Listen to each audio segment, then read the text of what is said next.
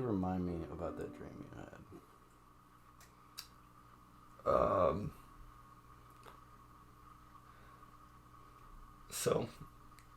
So I in my dream just a couple of days ago, the dream started with me at home alone, and some people I knew came to the house wanting to hide these, like... In the dream you knew them, or in real life? Like, I don't know, maybe in real life too, I can't remember who they were, just, you know. Dream? Friendlies. Okay. They came into my house wanting to hide these, like, little magnetic spheres which contain, like, something, data, music, I don't know. You said it was like information? Yeah, right. It was ambiguous, or it's ambiguous now. Maybe I knew what it was in the dream, and it was, and they were hiding them from some thing that was going to devour them, and it seemed the hiding, which we hid them around my backyard, and it seemed that was kind of fruitless because, like, whatever was looking for them would just smell them or something. But we did it anyway. And then they left, and I stayed at the house sort of braced for a while. And then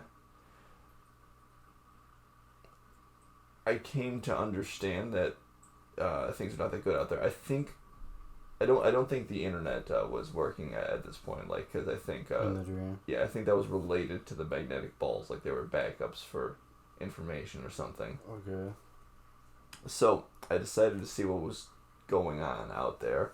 Out in the world. Out in the world, yeah. So I drove out, and eventually I came to a bridge, a bridge that was a larger road, like an expressway, and I saw that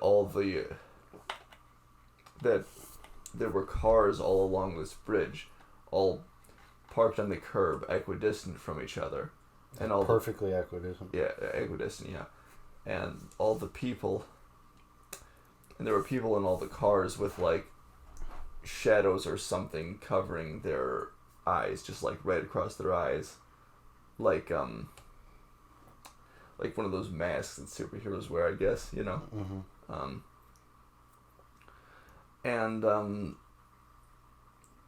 So some time passed, because I don't know, it's kind of skippy, trying to remember what was going on here. And then I found that there was some creature which was presumably the thing that was going to devour the information. And it was like some shadowy creature, and if it saw your eyes, it would like attack you. And it was very So that's why they had the shadows over there? Yeah. Okay. Yeah, so when it saw your eyes, it would just sort of fly over to you, just, the way that things do, but it would swoop. I remember it always kind of, I guess you would say it would swoop, because it would just kind of, like, it would always kind of come in at an angle, and then it would be right up next to you, and it would shoot its mouth out, and presumably, just I don't know, into your chest or something. Just destroy you. Yeah. And that happened a couple of times. To people? To me, probably. I think it just started. I think the perspective just kept changing after that. Yeah. And every time it happened, it got a little more, like, scary. Like, the first time it was kind of a loose thing that happened, but by the end it had really taken shape exactly what it looked like, and it had come to be like this very shadowy creature that when it shot its mouth out at you, it was like the whole of the creature would just like forcefully fly forth. The whole thing? Kind of. Yeah. But it's really, this makes me think so much about the unconscious. It's great because that's such a specific crystallized aesthetic or visual, like when you see the cars parked perfectly equal from each other with shadows over their eyes. I mean, that's such a specific thing. How does your mind come up with that? Yeah, that's how does that kind of thing work. It's really bizarre, isn't it? Yeah. So the people were alive in the cars parked equal distances from each other? Or were they dead? They were alive. And so they were hiding their eyes behind the shadow? Yeah. Okay. Huh. So what was the information? It was trying to get information? I don't know. Wasn't really related? It was probably related, but I don't know what it was.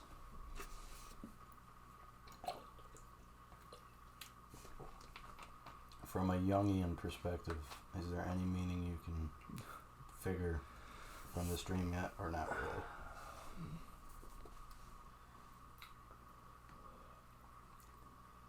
I mean, I just think it's like Big Brother. You're hiding information from Big Brother. So, the mouth flying forward thing is a reoccurring symbol.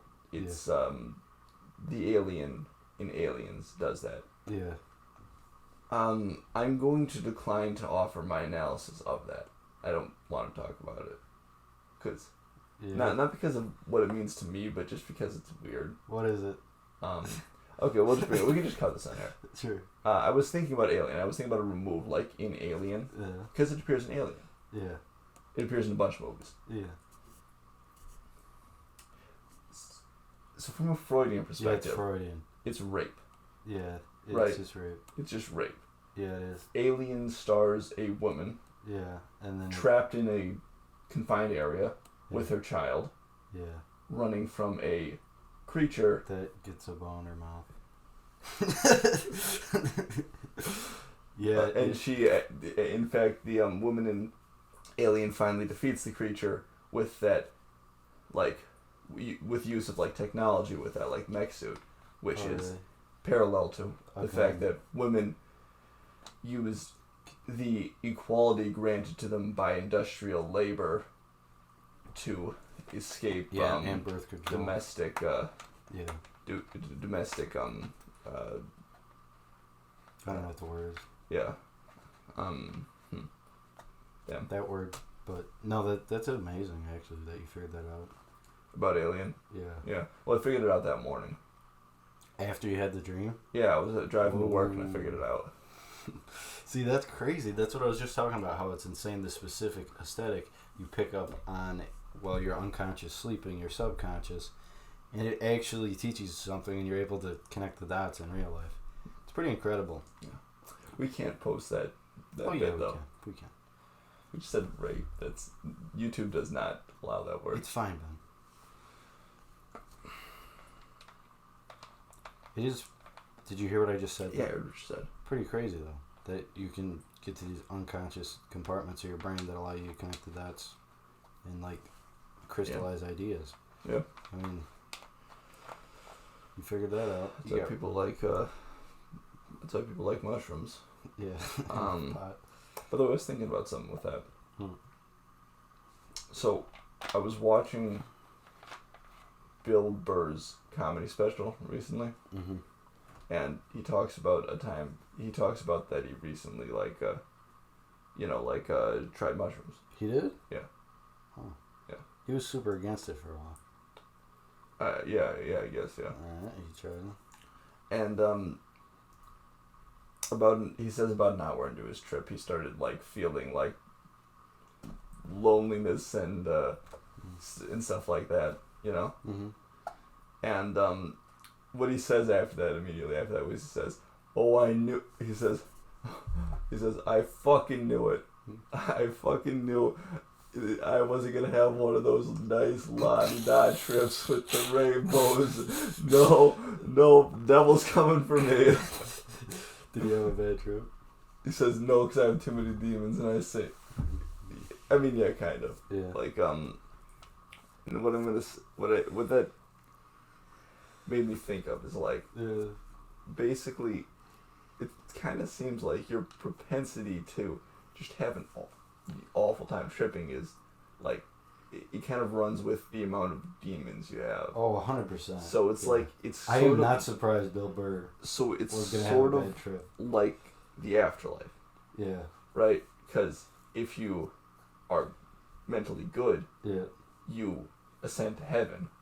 Facts. But if you have demons, you get pulled down to hell. Facts. That's crazy. But the thing is, you have to do that because you have to slay the dragon. Jordan Peterson sort of talks about so that. that kind of shines a different light on those ideas. Yeah. And that, you know, it kind of makes you think about the ideas because it changes the perspective. What I said about you have to slay the dragon? Or the fact that it's... Like, the parallel that sort of like tripping offers to the afterlife offers a different perspective on the afterlife. In that, like, you know, hell is connected to this idea of like slaying the dragon, which is a kind of different way of looking at it. It's not really a punishment when it happens when you're on mushrooms, but it also kind of is. Yeah, that's true. Well, I don't really know, but I think you don't just like, I don't think it's binary. I think like if you can like go to hell and like slay a dragon, then where you go to purgatory and then you might make it to heaven.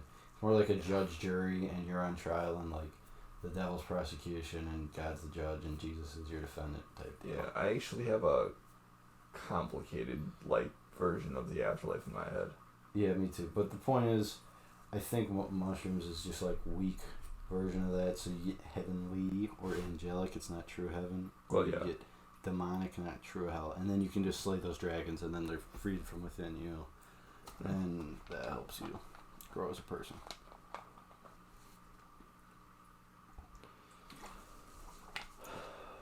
Damn, that's dope though. That Billy fucking blue balls. Billy William Burr. Yeah, that's a cool name actually. Yeah, William Burr is actually dope. Bill Burr is trashy. It's like an old American name. It makes you think of like Aaron Burr, who was a controversial figure in American history. I don't know what that is, but William Burr makes me think of like some king of Scotland or something. That does, yeah. And I don't like this. I don't like when people switch the names out with the like with the B. Like, why do you just like? It's pretty set how names work. Your name's Benjamin. You just chop it off and it's Ben. It's pretty set. It's simple. Yeah. William. Bill. Just like add a B. Why not? Robert, Bob, William, Robert, Billy, Bob. Sounds the same to me. That's true. Well, next guy that calls himself Willie. No, it happens in Britain too. But the next guy that calls himself Billy Bob, I'm gonna walk up to and refer to as William Robert. Hello, William Robert. Yeah, I know a couple of those Bob characters. Yeah. I mean, my name's retarded. Theodore goes to Ted. Yeah, it doesn't really make any sense.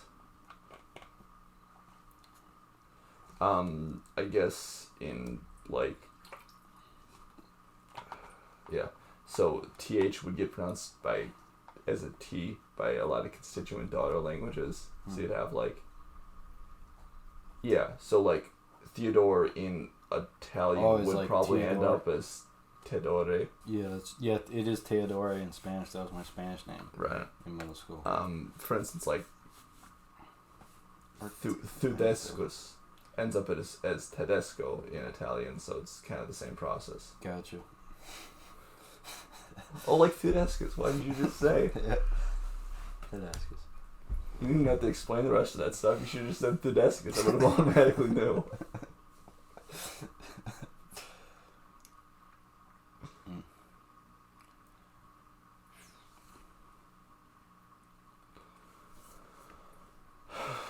Let me think.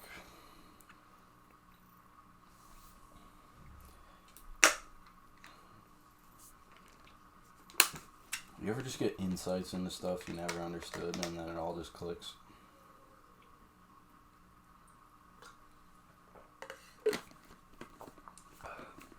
I mean, I guess so.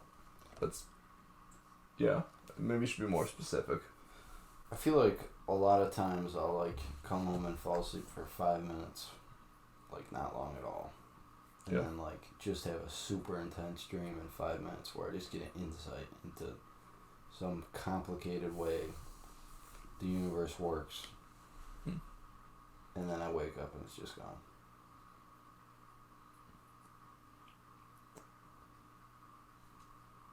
I mean, I know you've done that. I mean, yeah, you know, it happens to people from time to time, I guess. It's really, how come nobody talks about that? It really lends itself to the theory that the mind's, like, the brain is an antenna more than it is like a storage, like a flat, like a hard drive. Mm-hmm. It's more like an antenna that can jack into different channels. Yeah, I get what you mean. That's not. But I don't know. It seems like a computer. I've talked about the collective unconscious, right? And I've talked about the mechanic that I think that works with, which doesn't require any sort of antenna in my mind. The collective unconscious works. I explained once that the way I believe the collective unconscious works in the Jungian concept is that when you transmit ideas, those ideas are formed by all of your conscious thoughts are generally generated by unconscious thoughts, at least by a large extent, right? So when you talk to people, you transmit conscious ideas, and the other person's conscious mind unpackages those ideas into the appropriate thoughts. But I believe also what happens is there's sort of a subconscious fingerprint that kind of tags along with the ideas. And the other person's unconscious mind sort of analyzes that fingerprint, and so by conscious communication or just by body language or whatever, we pass along subconscious information to each other. Yeah. And that's the mechanic behind this collective unconscious in my mind. Yeah, that makes sense. So, like, if you think but it only makes sense so far because I think we're connected beyond the people you talk to daily. So, there's generations of people that grew up in China or something that you have never had any connection to ancestrally at all. But I'd imagine there's some shared consciousness. Well, you know, they say you can talk, like, it's kind of a platitude, not necessarily true, but they say you can connect yourself to anyone in the world by 6 derivations. So, like, chances are with anyone in the world that you know someone who knows someone who knows someone who knows someone who knows someone who knows that person. Is that real? That's a real thing, I can't imagine that. I can't imagine I know anyone from North Korea. Well, I mean, you yourself don't know, but, like, it's so, like, they went 6 derivations and then 6 derivations multiplied by, yeah, I guess. It's not 100% true, but it's, like, it's a idea that definitely has relevance. And what's more is outside of that, it's like when you, like, if you just extend that across history, what about your father and the father who wasn't even in, like, closed off North Korea? It also feels like, especially with psychedelics, that you can tap into stuff that's beyond just human information. As far as your mind is an antenna rather than like a hard drive thing. So I think what we're looking at with that is that, like, information. So when we say subconscious information, the reason that's subconscious and not just conscious is because it's not really, like, formed thoughts. It's just ideas of, like, patterns, half-formed patterns. Yes. And we recognize these in people's speech, I believe, because we just sort of have these pattern detection circuits that are looking for sort of subconscious fingerprints, like, you know, sort of like All right, I get that. So so I think with ideas, what we're talking about is, like, that there's, like, an infinite amount of information that can exist. Yeah. And our ideas are, you know, okay, here's a good way to explain it. There's this software online. It's there's this concept. It's called the gallery, or originally it was called the library of shit, this is worth looking up. Shit, on my phone.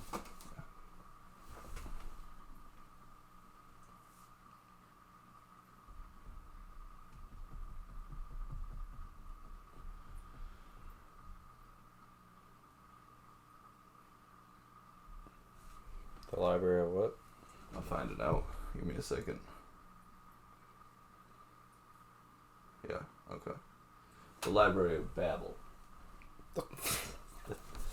Alright. That's it. What? I could have figured that out. No, I couldn't. Babylon. Alright, continue. So we're going to talk about those just like a derivation of that idea, which is the Gallery of Babylon. Mm-hmm. What the Gallery of Babylon is it's basically a algorithm for generating images, right? Mm-hmm. So technically these images are just generated on the fly because the amount of possible permutations of images is just infinitesimally huge. Yeah. But the point is that this thing can generate any of those images. So theoretically, it contains a gamut of all images in the Gallery of Babel. Okay. Theoretically, there's a gamut of all images contained in the sort of potential collection of the Gallery of Babel. Mm-hmm. So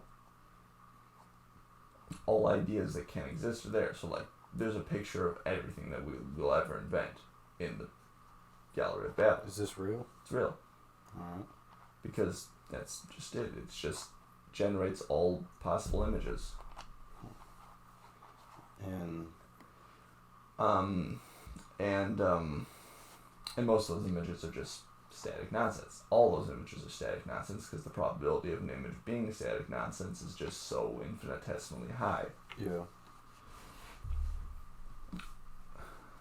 But literally every snapshot you could take with that resolution and those parameters, it exists there in the potential that this algorithm can generate. Mm-hmm. So it makes sense, I believe, to think of the mind in the same way. With a given parameter like that, with a given algorithmic parameter for generating so you come up with idea and it could be presented in an infinite number of ways. So your mind then, like that, your mind has a potential gamut of all information in the universe inside of it.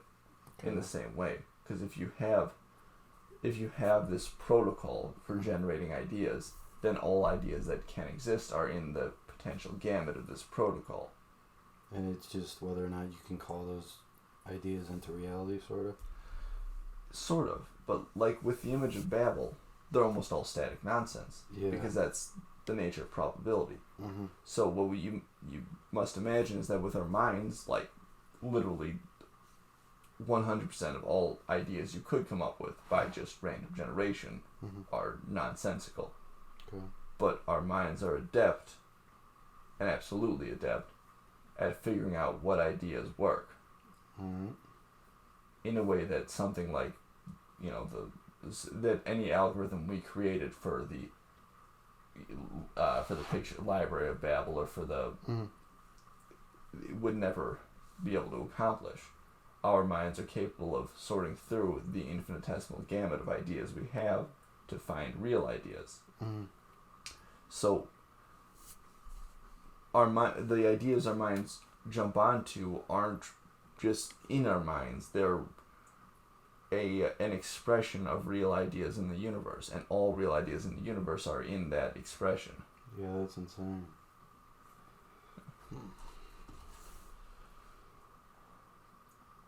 So it's sort of like a antenna or a receiver and a hard drive, in the sense that you have the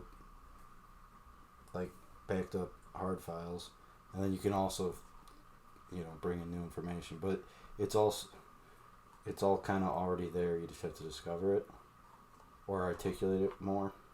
Yeah, you have to discover it. It's all there. You never have to invent anything with the.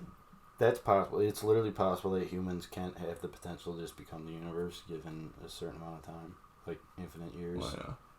But it sometimes does seem like some knowledge is just alien. And alien in the sense it's foreign. Well, yeah, I think that with ideas, yeah, it's like Sometimes the ideas that are, like, okay, so our human mind doesn't just start with the static. That's not what we work up from. We work up from the id. We already have a baseline fundamental understanding of the universe that's given to us by evolution. Yeah. And I think really what it means for something to be alien, it doesn't even have to go back that far. It's just that there's a certain commonality in all humans. Mm-hmm. You know, a certain shared cultural evolution. Mm-hmm. And I think what it means for an idea to be alien is it's just something that shakes up those very fundamental assumptions that are basic to humanity, or the fundamental emotions that are basic to humanity. Completely changing the subject. Yeah. Well, I guess not. You mentioned evolution. How do I put this? Because of the way we evolved in the trees, our main predators were like snakes and spiders and birds. Yeah. Which is why everyone's afraid of snakes, spiders, and birds. The birds one. But People are afraid of birds, dude. You ever had a seagull attack you? It's not fun. Okay. But those were our main predators. Those become like underlying archetypes in our mind. Like, obviously, snake is a huge symbol, especially in ancient orgs. Mm-hmm. Yeah. Spiders as well, and it left like a residence on like all of our genetic, like our whole gene pool for millions of years after. It's so strong that let's say a girl has 2 kids and she's a single mom. If she didn't have kids and she saw a spider in the house, she would just hide, and that would be it, likely. Or if there was a man around, the man would probably kill the spider. Yeah. But if she has kids, she's gonna go kill the spider so her kids don't stumble across it. Even if those spider, like especially up here, it's not poisonous and it's this big. Yeah. But you're still gonna kill it because we have genetic memory of spiders being dangerous. Isn't that weird how that hierarchy works? Yeah. Isn't it? Yeah. Let's think about that.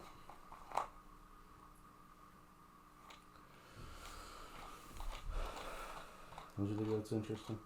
Because if there's kids around, the mother will want to kill it. Yeah, that's pretty interesting. Yeah.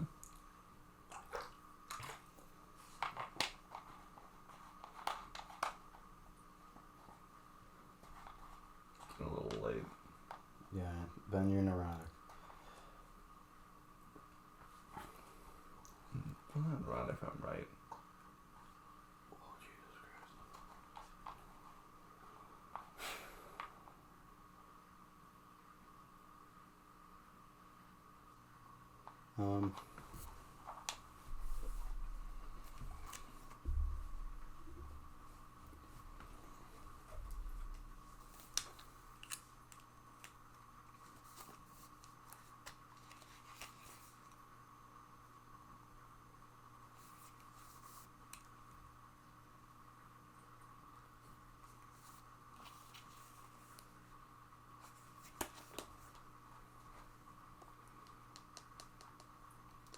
You know, what I was thinking about, and this is a really unarticulated idea.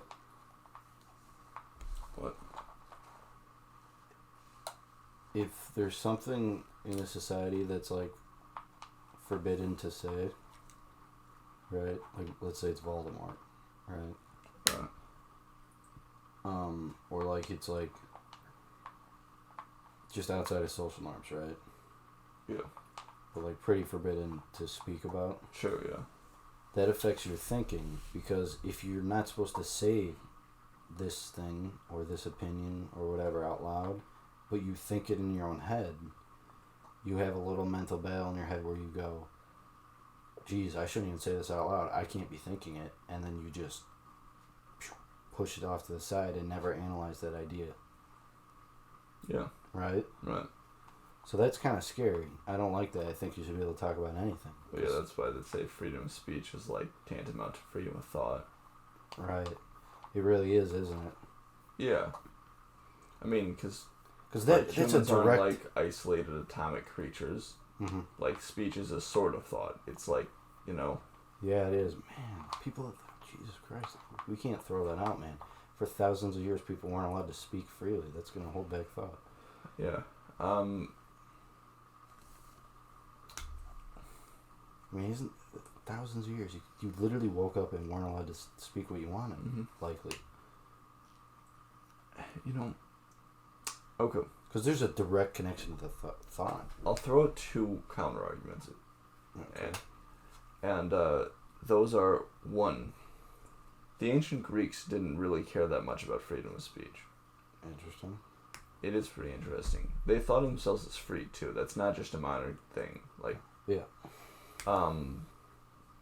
But they were pretty willing to put freedom of speech below the necessity to keep the society in order. You know, it's a product of their circumstance to an extent. There was endemic warfare, and they were divided into very small city-states. There's not a lot of freedom of speech when you're in a city-state because the enemy is just so close, you know? Yeah. Which is an interesting thing to think about. There isn't any freedom of speech when the enemy is very close. It makes freedom of speech kind of a luxury. You know what I mean? Kind of, but I'd imagine that George Washington and the boys were pretty freedom of speech. And the Brits right, yeah, they were. Close. No, they were. So. No, well, we've been freedom of speech. The Enlightenment was very pro freedom of speech. Now, well, yeah, but the Brits were close. You said there's not freedom of speech if the enemy is close. The Brits really weren't close though. Like, they came to our doors, but Britain was, Britain was on the other side of the sea, pretty far away. Exactly. Yeah, that's true. We actually have the particular circumstance of being very far away from our enemies. Yeah. But yeah, and but here's my second argument too, which is freedom of speech during the Enlightenment was predicated on this general belief that the government should not interfere with people's lives unless they're specifically directly causing harm to other people. The issue with that is that there's a lot of things you can do that aren't harming other people, but nonetheless harm other people. You know what I mean? Like it's what? like,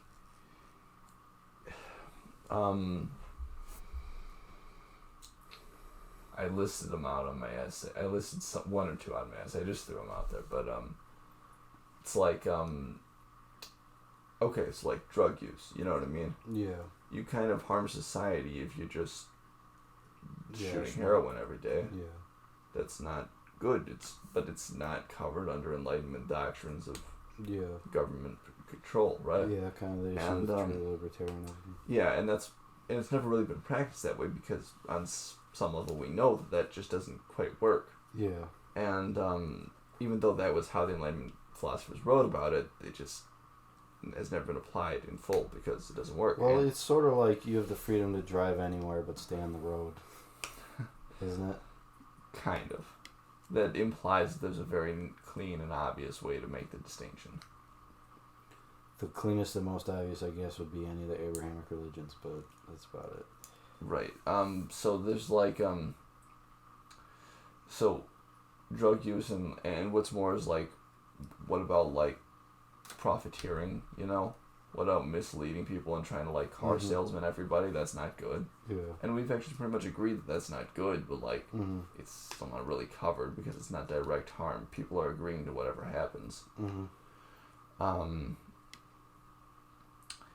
So it's these sorts of things that like we need to think about in general. And I think an issue we have in our society is that we tend to push them off into like fields they don't belong, so we don't acknowledge these questions. Like for drug use, because we don't want to acknowledge the fact that it's a behavior that we think is bad and it's bad for society. Because we don't want to acknowledge the fact that we want to make essentially a moral law there. Right, that's a moral law. It's like we're saying this is a action that's immoral and it's illegal because of that. And we want to make that moral law, and we actually need to. So how does this relate to speech? So, I'm getting there. So, like, this is a tangent, but I just want to point out, like, this is where we get all these problems where we, like, pretend drug use is just a medical issue when it's not, or a military issue, which it's obviously not. Yeah.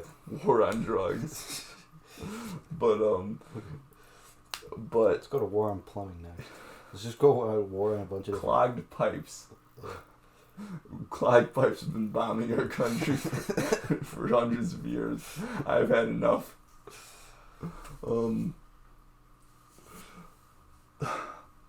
But yeah, so with freedom of speech, this is another one where that clean-cut Enlightenment view just doesn't really work that well. Like, there is kind of a necessity to acknowledge that maybe there is, like, speech that isn't, like, moral for society, that just causes bad things in society.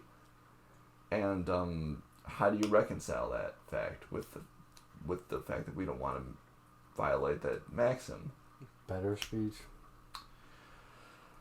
Well, I have one thing. This was my one conclusion I reached during the essay. There's one thing that we've been doing for a while that I really don't like, which is consequentialism in free speech. Okay.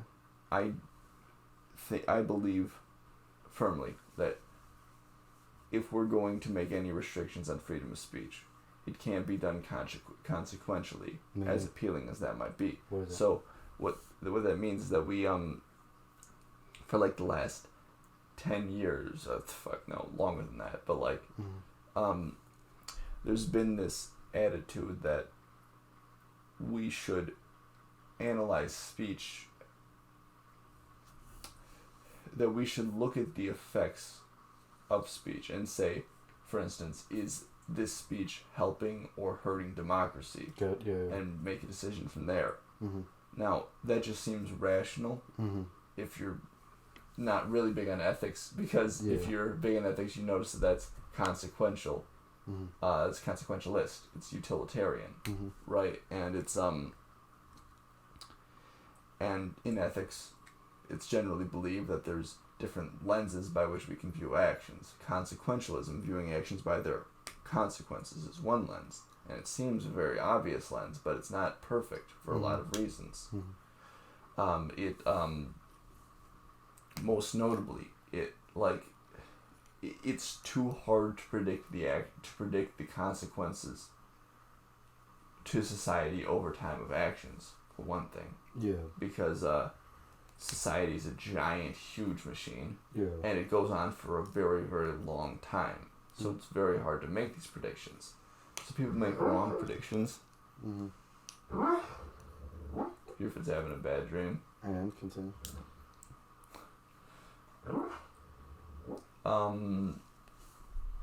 So the concept.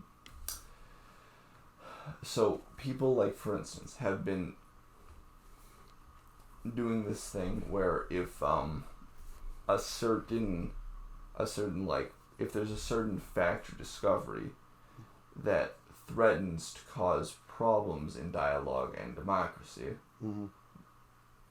they'll censor it, because consequentially it's bad to talk about it. If someone talks about it, true or not, it's consequentially bad for democracy. Okay. This is where this mentality comes from, and it's like, and they think they're being very reasonable because they think, that. Yeah, I get it. The problem, I mean, that has horrible side effects, because usually what it does is whatever group they're trying to stop from getting that fact. Gets that fact, because of course they amplifies it or becomes an echo chamber. Yeah. So might as well just throw it out. It's like something like race and IQ fits this perfectly, where there's a correlation between race and IQ. That's obvious. And obviously, what we're worried about as soon as we bring that up is like, okay, what are the Nazis going to do with this? Right. The answer to that's better speech, because its correlation isn't causation. You know what I mean? Better speech correlation isn't causation. Yeah, that's how you answer the bell curve. That means nothing, because correlation is not causation. That disproves the bell curve. Did I bring up the bell curve? Yeah, you did. Race and IQ. That's the bell curve.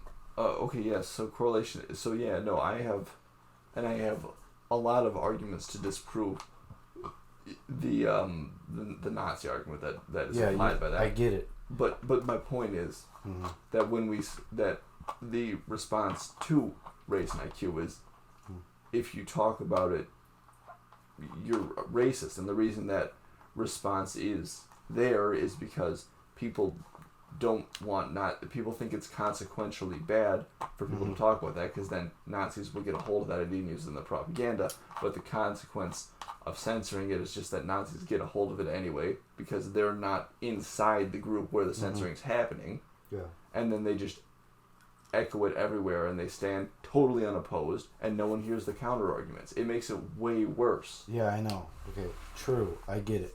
The answer is better speech. Instead of just calling them racist, just explaining that correlation is not causation defeats the argument. That's what you're supposed to do. What does better speech mean? What do you mean? The answer to bad speech is better speech. That's like a known quote. So what you mean is like the marketplace of ideas. You mean like you mean allow all freedom of speech, but the marketplace of ideas will sort it out. Like you said, speech consequentialism amplifies something like that. So to stop that, you let them talk, and then you just respond. Correlation doesn't equal causation. This whole thing is flawed, and they go. Right. So the marketplace of ideas solves that one way better than censorship. That's my point. But I think it's idealistic to assume the marketplace of ideas always works. I'm not sure it does. Really? I mean, come on, is YouTube not like okay? So YouTube does censor. Yeah. But when they don't censor, are they really producing the best results?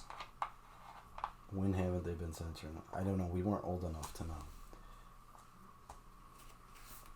It's like YouTube. Well, YouTube just tends to produce a lot of... YouTube doesn't... First of all, they've had freaking algorithms that skew certain ways forever. That's a terrible example. But algorithms aren't really they're ambivalent to freedom of speech. Freedom of speech still exists whether the algorithm's there or not. No, because it skews towards specific content. Like, in 2008, all it did was skew towards cats. That wasn't because people... I mean, it was largely because people watched... But it was largely because the algorithm skewed towards cats for that year forever. So... Is freedom of speech existing in the domain of an algorithm different than freedom of speech? Yeah. What is it? What else is freedom of speech? Because freedom of speech in and of itself is Look, just Jordan Peterson is proof that open marketplace of ideas where people get to put their ideas out there works, because that's the best philosophy that's been done in a long ass time. Why is he proof? He mostly gets shouted down and people pretend he's an alt-right nutcase. Because he sells out tickets and has millions of subs. That's proof. Right, but still. He gets shouted down where? On Twitter, which isn't real because it's all bots. If the marketplace of ideas were working perfectly, Jordan Peterson would be ranking a lot higher than no one said perfect. Hey, no one said perfect. Best. Look, I think it's idealistic to assume the marketplace of ideas will work perfectly. No one said that. I'm not saying that. I'm saying the best. Okay, listen to me. Yeah. I think it's idealistic to assume there won't be just don't respond with that because it's not relevant. Yeah, it is. It's not. Yeah, well, it is because you kept framing me in this idea where you're like, it has a flaw, and I'm like, I didn't say it was flawless. I said it was the best. Yeah, but I never said it had to be. I never said it talked about being the best. I talked about. Move on. Yeah, that was the original question. The original question wasn't whether it was the best or better than censorship. Yeah, it's clearly better than the censorship that's being used currently. Make your point then. Either way, I think that if we want to approach freedom of speech and say that there might be there might need to be parts where we limit freedom of speech, I think we need to approach it from a deontological lens. I think we need to take freedom of speech and we need to, if we're going to limit it, it has to be with universalized rules and never a case-by-case system. Okay, like what? Like, we make specific maxims about what is not proper speech. Starting with the sort of like. Who decides that? Listen to me. What? Obviously, countries decide that in the long term by academics gradually. Oh. That's how that works. That's how countries make laws, right? Mm-hmm. So it's not case by case, so it wouldn't be decided case by case. Mm-hmm. And I'm not really proposing this. I want that to be clear. I'm proposing it as an alternative to free speech consequentialism, which I think is a terrible way to tackle it. Yeah. But I'm mostly just... Yeah, well, and really the execution is kind of irrelevant to the idea, because I'm talking about more in the sense of an idea, but it's about like in the Kantian style. I think freedom of speech has to be a maxim because truth is more relevant than reality, because truth is reality. Like, reality is a poor imitation of truth. Mm-hmm. In that reality is just our estimation of reality, whereas truth is the hypothetical reality that exists beyond that. Mm-hmm. So freedom of speech is the arbiter of truth, so it can't be analyzed consequentially. That's how we can define that it can't be analyzed consequentially. Beyond just showing that it doesn't work, we can define that rationalistically by saying that if free speech is a necessity for truth, and truth is more important than our conception of reality, because truth is ultimate reality, Mm-hmm. then defining free speech by consequentialism, which necessarily gives way to our conception of reality, we're doing it a disservice. So you can't use consequentialism, Yeah, but I get that. you can still tackle it in the abstract, in that you can still take the actions, right? That's the important thing about deontology. It's all about the actions. Mm-hmm. So you take the actions and you say, this particular action is not acceptable. Like shouting fire in a movie theater? So, yeah. Alright. So we've already kind of done that. So it's taken... We haven't done that very much. We've done that in the very minimal sense. I would just leave it at that. We don't need to do any more. Especially with the academics running the country right now. You know what I mean? As if they don't hugely skew left. I don't think... this is something that I think we're going to have to watch for the next couple of decades. We're going to have to watch whether the marketplace of ideas is appropriate when you strip back all this algorithms or whatever. We're going to have to watch what happens. You really don't think it would be appropriate? What? The marketplace for ideas? Do I think it'll be like... and the question... And what you really need here is perfect. Mm-hmm. And do I think it'll be perfect? I don't know, and I think it'd be idealistic to assume it would be perfect. I think it's been really, really damn good. Ridiculously good. That's not what I said, though. I know. And I didn't finish my statement.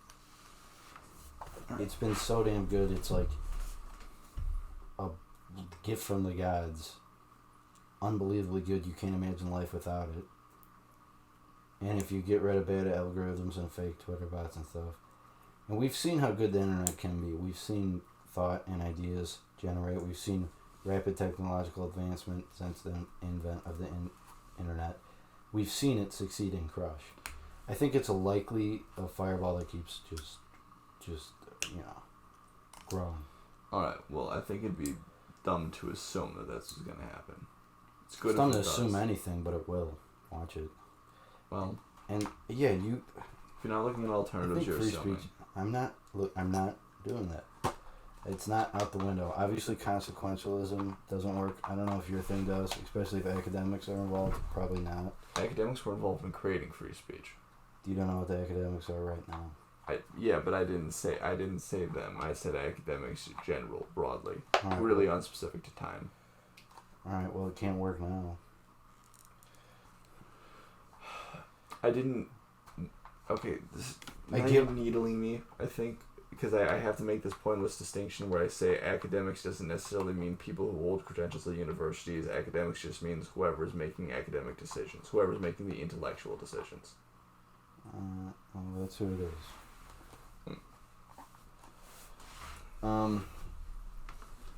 One thing that's interesting, that's a really, really, I don't know, important thing to understand, or just would you say this is a truth that,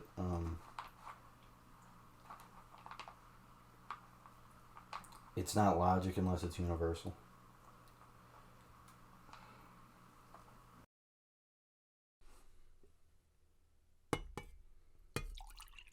It's not logic unless it's universal. For example, let's say burning a flag, First Amendment, right? Right. Burn a gay flag, hate crime.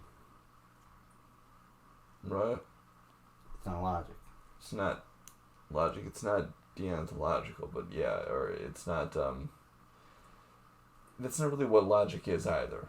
Like that's not logic. What's that? What is it? Because these are all like ethical statements. Okay. Logic is like, logic is 2 + 2 = 4. It's not. That's math. Logic is. It's what just is the word? Statements of What? What's the word I'm looking for then instead of logic? Well,